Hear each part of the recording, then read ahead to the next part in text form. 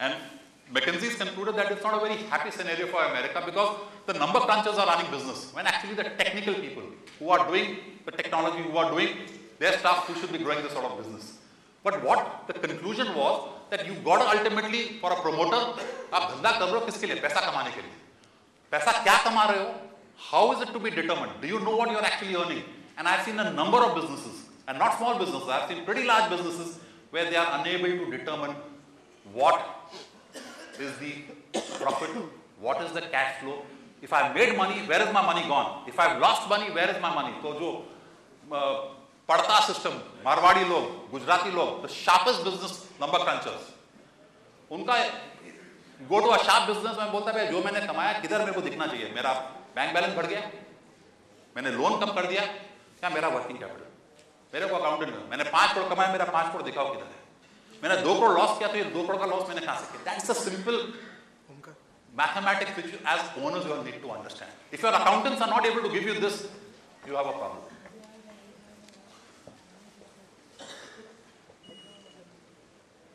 One critical thing, which again we keep focusing, all the business papers in India and abroad focus on only the profitability. Only profitability. Nobody talks of the balance sheet at all.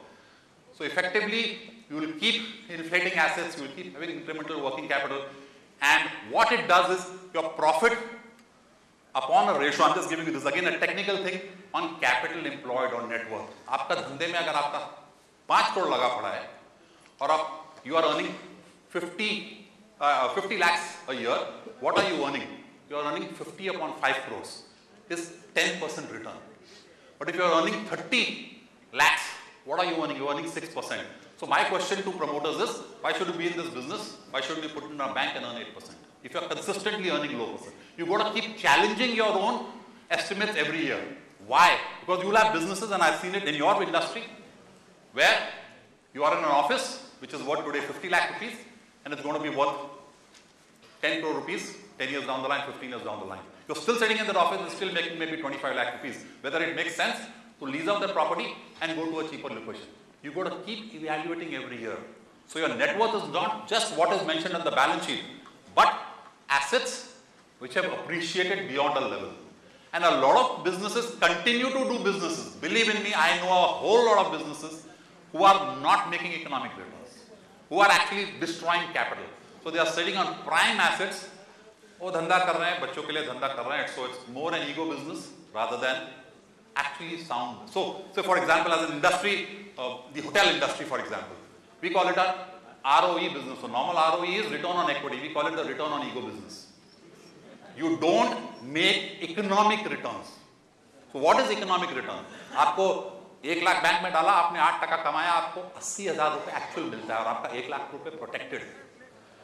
You have to make economic returns are above that. So in a business, when you put 10 crore rupees, 5 crore rupees, are you getting returns on that? That piece, return on capital employed, very few people analyze it. So on a transaction,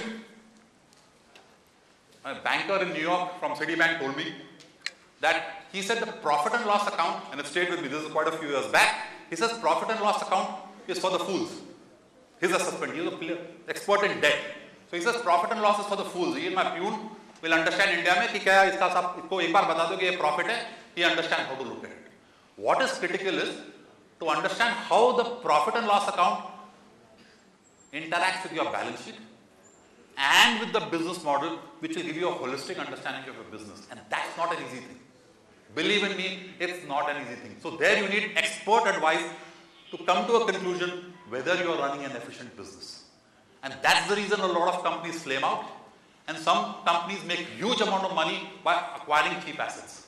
So that's a very, very critical piece which you people need to understand, and I'll take you through what in the next slide.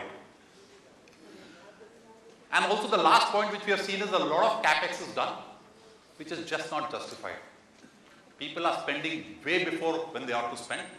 They keep spending because money is available, but the returns they're supposed to make on that is just not evaluated. So these are broadly out of maybe 30, 40 transactions, the 5 or 6 major headlines which we have. There are a number of issues in every company, but the major issues, if you try and summarize, statistically one or the other will be applicable to almost, in my experience, 85-90% of the companies. one or the other will have a problem on these parameters. And I'm not talking of just 10, 20, 30, 40, 50 crore companies. We have even dealt with companies of 1,000 crore and 2,000 crore here and cross-border. So just to give you an example, on an acquisition in Canada, the largest pharma player in Canada, our client is looking to acquire a division, a demerger from there, an Indian client acquiring it.